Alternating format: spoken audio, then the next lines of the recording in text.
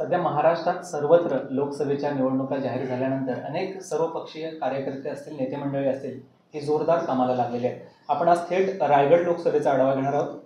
रायगड लोकसभेची लढत बघितली तर राष्ट्रवादीचे प्रदेशाध्यक्ष आणि विद्यमान खासदार सुनील तटकरे आणि ठाकरे गटाकडून अनंत गीते यांची काल उमेदवारी जाहीर झाली. या दोघांमध्ये ही लढत थेट होणार आहे. मात्र आता दोघांमध्ये तिसरी देखील उडी पडलेली आहे, ती म्हणजे वंचित बहुजन विकास आघाडीची, अशी चर्चा या ठिकाणी होते. आपल्यासोबत थेट आपण जोडणार आहेत की वंचित विकास बहुजन आघाडीचे जे जिल्हा अध्यक्ष आहेत रवींद्र चव्हाण यांच्याशी आपण थेट या संदर्भात बातचीत करणार आहोत. रवींद्र चव्हाण साहेब, तुमचं पहिल्या प्रथम या ठिकाणी स्वागत आहे. एकंदरीत सकाळीच बातमी मिळाली की आज आपल्या ज्या पत्न्या आहेत त्या देखील लोकसभेच्या निवडणुकीत उतरण्याची शक्यता आहे आणि वंचित विकास बहुजन आघाडीकडून त्या लढण्याची शक्यता आहे, ह्याचं चर्चा समाज माध्यमांवर कुठेतरी उमटताना दिसत आहे. तर एकंदरीत काय सांगाल? मुळात वंचित बहुजन आघाडी ही BJPच्या विरुद्ध लढण्यासाठी आणि संविधान वाचावं, लोकशाही वाचावं याकरता एकत्रित महाविकास आघाडीबरोबर येणार होती आणि लढणार होती. परंतु महाविकास आघाडीनं सामावून न घेतल्यामुळं आज वंचितनी वेगळी भूमिका मांडलेली आहे. आणि आज आमच्याबरोबर झरांगे पाटील यांच्याशी सुद्धा आंबेडकर साहेबांची चर्चा चालू आहेत. काही ठिकाणी काँग्रेसला पाठिंबा देण्यात आलेला आहे आणि उर्वरित सर्व ठिकाणी ही वंचित लढणार आहे. आणि त्याच अनुषंगानं रायगडमध्ये देखील उमेदवार दिला जाईल. यावेळेला रायगडमध्ये मराठा समाजाचा उमेदवार देण्याचे आम्ही प्रयत्नशील आहोत. वंचित या ठिकाणी महाविकास आघाडीत लढणार ह्या मागच्या अनेक दिवसांपासून चर्चा वितर्क कुठेतरी केली जात होती. मात्र वंचितला शेवटपर्यंत महाविकास आघाडीत काही समाधानपूर्वक कुठेतरी जागा मिळाल्या नाही, त्यामुळे वंचित याच्यातनं बाहेर पडला अशा देखील चर्चा झाली. एकंदरीत याच्याबद्दल काय सांगा? खरी गोष्ट आहे की सन्मानपूर्वजनक अशी वागणूक मिळालेली नाही किंवा ज्या पद्धतीने चर्चा व्हायला पाहिजे तर तीनच पक्षांमध्ये चर्चा होत राहिल्या आणि वंचितला त्या पद्धतीनं सन्मानपूर्वक वागणूक न मिळाल्यामुळं आंबेडकर साहेबांनी हा निर्णय घेतलेला आहे. आज वंचित खरंच या रणांगणात उतरते अशा चर्चा झाल्या, त्याच्यावर तुम्ही देखील या ठिकाणी सांगितलं. मात्र वंचित या ठिकाणी बघितलं तर लोकसभा निवडणुकीत पहिल्या प्रथम या ठिकाणी लढते आणि या निवडणुकीचा जर विचार केला तर संपूर्ण रायगड लोकसभेवर गेल्या 6 टर्मवर अनंत गीते यांचा देखील या ठिकाणी दावा राहिलेला आहे. त्याच्यानंतर मागच्या 2019च्या निवडणुकीत सुनील तटकरे यांनी त्यांचा निसटता पराभव केला आणि याच अनुषंगानं आज पुन्हा त्यांच्या दोघांमध्ये लढत होती आणि त्याच्यामध्ये आता पुन्हा वंचित आघाडी या ठिकाणी उतरते. तर या पार्श्वभूमीवर रायगड लोकसभेची ताकद बघितली तर या ठिकाणी आता राष्ट्रवादी आणि सेना अशी या ठिकाणी दिसून येते. मात्र वंचित विकास बहुजन विकास आघाडी कोणत्या तत्वावर या ठिकाणी उतरते, लोकांना या ठिकाणी काय देण्याचं या ठिकाणी ठरवलंय? मुळात सन्माननीय खासदार तटकरेजी किंवा गीतेसाहेब हे जर आता पुन्हा निवडून आले तर रायगड जिल्ह्यातील सर्व गावं ओस पडतील. कारण बेरोजगारी यांच्या काळामध्ये एवढी वाढली गेली 25-30 वर्षामध्ये की गावखेड्यामध्ये रोजगार न मिळाल्यामुळं संपूर्ण गावामधनं जवळपास 70-80% लोक ही बडोदा, सुरत, पुणे, मुंबई मिळेल तिथं चाकऱ्या करायला लोक जात आहेत. हे ह्या दोन्ही खासदारांचं अपयश आहे. आणि जर जनतेने ह्यांना पुन्हा निवडून दिलं तर ही सर्व गावं जे ती ओस पडतील आणि शिमग्याला आणि गणपतीला ही लोक गावामध्ये आलेली दिसतील असं चित्र आहे. आणि वंचित ह्या ठिकाणी निश्चितपणे ह्या लोकांना रोजगार मिळून ही गावखेडी स्वयंपूर्ण बनवण्याचं आश्वासन देते आहे. त्यामुळं निश्चितपणे वंचितला ह्या ठिकाणी वाव आहे. जे हे अपयशी ठरलेले आहेत म्हणूनच वंचित ह्या ठिकाणी विनर अशा पद्धतीचं राहणार आहे.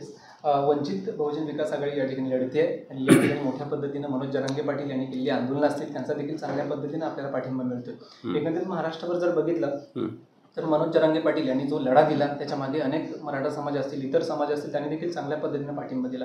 या निवडणुकीत जर बघितलं तर मराठा समाज हा आता ज्या ठिकाणी जरांगे पाटील तुमच्यासोबत आहेत त्यामुळे निश्चितच तुम्हाला कुठेतरी त्याचा फायदा होताना दिसेल. तर एकंदरीत रायगड लोकसभेचा जर विचार केला तर या ठिकाणी कुणबी समाज देखील मोठ्या पद्धतीने आहे. तर या समाजाकडे आपली मतं वळवण्यासाठी आपण कशा पद्धतीने बघा? कुणबी समाजाचे प्रश्न जे आहेत तर कुणबी समाजाचे गीतेसाहेब खासदार 6 वेळा असताना देखील ते सुटलेले नाहीत. त्यामुळं आता कुणबी समाज हा त्यांच्यापासून दूर गेलेला आहे. आणि आज महाराष्ट्रामध्ये आणि देशामध्ये आंबेडकर हे जे नाव आहे ते खणखणीत नाव आहे. आणि त्यामुळं कुणबी समाज आणि बहुजन समाज संपूर्णच हे वंचितच्या पाठीशी राहणार आहे त्याची आम्हाला खात्री आहे. आणि त्यामुळं वंचितचाच उमेदवार ह्या ठिकाणी निवडून येईल. कारण तटकरे हे सिंचन घोटाळ्यात अडकलेले आहेत आणि गीतेसाहेब हे अपयशी ठरलेले आहेत. आणि गेली 5 वर्ष खासदार तटकरे साहेब आहेत आणि त्याच्या आधी ते पालकमंत्री होते, त्यांची कन्या पालकमंत्री राहिलेले आहे. असं असताना ह्या रायगडचा विकास करण्यात ते अपयशी ठरलेले आहेत. ह्या ठिकाणी रोजगार त्यांना आणता आलेला नाही. ह्या ठिकाणी पर्यटन मंत्रीसुद्धा आदितीताई होते त्यांच्या कन्या, पण पर्यटनाची सुधारणा करता आली नाही. ह्या ठिकाणी नद्या ज्या आहेत त्या अस्वच्छ त्यांनीच केल्यात, केमिकलयुक्त केल्यात. त्यामुळं मासेमारीसारखा कोळी बांधवांचा आज जो व्यवसाय होता तोही गेलेला आहे. त्यामुळे तेही लोक त्यांच्यावर नाराज आहेत. हे आपल्याला अलिबागच्या पट्ट्यात, उरणच्या पट्ट्यात सगळीकडे दिसतं आहे की ही मंडळी त्यांच्यावरती आज नाराज आहे. आणि समृद्धी महामार्ग जर 2.5 वर्षात पूर्ण होतो तर 17 वर्ष झाले गीतेसाहेब आणि तटकरे साहेब आहेत. मग ह्यांना आपला मुंबई गोवा महामार्ग आतापर्यंत करता आला नाही. कारण खऱ्या अर्थाने पर्यटनाला चालना देण्यासाठी रस्ते करावं लागतात. हे दोघांनाही कळलेलं नाही. त्यामुळे जनता ह्या दोघांनाही 100% नाकारेल आणि विकासाच्या मुद्द्यावरती ह्या ठिकाणी वंचित आघाडीला निवडून देईल असं वाटतं. या ठिकाणी आपण बघितलं तर गीते आणि तटकरे यांच्यामध्ये सातत्यानं खडाजंगी ही लोकसभा झालेली आहे. आणि आज जर आपण बघितलं तर आज सुनील तटकरे हे भाजपमध्ये विलीन झालेले आहेत किंवा भाजपच्या सोबत काम करत आहेत. गीते असतील हे आज ठाकरे गटाकडनं लढवत आहेत. मात्र आज भाजपमध्ये गेल्यानंतर सुनील तटकरे यांना जो अल्पसंख्याक समाजाचा पाठिंबा होता तो कुठे आज त्यांच्यामध्ये देखील कुठेतरी आज नाराजगी दिसते आणि ही नाराजगी कुठेतरी आपल्याला फायदेकारक ठरेल असं नाही का वाटत? निश्चितपणे मुस्लिम समाज देखील वंचितच्या पाठीशी ह्या वेळेला राहणार आहे. तशा पद्धतीने आमच्या मिटिंगी चालू आहेत. त्यामध्ये सर्वात तटकरे साहेबांवरचा आणि गीते साहेबांवरती मुस्लिम समाजाचा विश्वास राहिलेला नाही. कारण या दोघांपैकी कुणालाही मतदान दिलं तर ही दोघंही माणसं आता कमळाकडेच जाणार आहेत अशी लोकांची भावना आहे. आणि लोकांना कमळ ह्या ठिकाणी रायगडामध्ये कमळ उगवू द्यायचं नाही आहे आणि म्हणून ते वंचितला ह्या ठिकाणी निवडतील असं आम्हाला ह्या ठिकाणी खात्री वाटते. अशी जाता आता शेवटचा प्रश्न करेन की भविष्यात आता ह्या आगामी काळात होणाऱ्या ह्या निवडणुका आहेत लोकसभेच्या, त्याच्यामध्ये वंचितला खरंच यश प्राप्त झालं तर या मतदारसंघाकडे कशा पद्धतीने बघा? ह्या मतदारसंघात असणारी जी महत्त्वाची कोकणातली रायगडमधील सर्वच ठिकाणी शहरांमध्ये, मग ते चिपळूण असेल, महाड असेल किंवा माणगाव असेल, रोहा असेल, ह्या सर्व ठिकाणी जे पूर परिस्थिती येते आणि जनजीवन विस्कळीत होत आहे. ह्या ठिकाणची रोजगाराची परिस्थिती आहे. ह्या ठिकाणी पाण्याच्या समस्या आहे. या ठिकाणी जर अपघात झाला तर त्याला मुंबईला न्यावं लागतं. गेली 25-30 वर्षामध्ये या खासदारांनी एखादं चांगलं असं सुव्यवस्थित असणारं एखादं चांगला हॉस्पिटल ह्या ठिकाणी ते देऊ शकलेले नाहीत. आणि जे सरकारी दवाखाने आहेत त्या ठिकाणी दवाखाना आहे पण त्या ठिकाणी डॉक्टर नाही. ही जी काही परिस्थिती आहे ह्या ठिकाणी शैक्षणिक दुरावस्था आहे. मुंबई ही लोकांना, कोकणाचं जे विद्यापीठ आहे मुंबई हे दूर पडतं.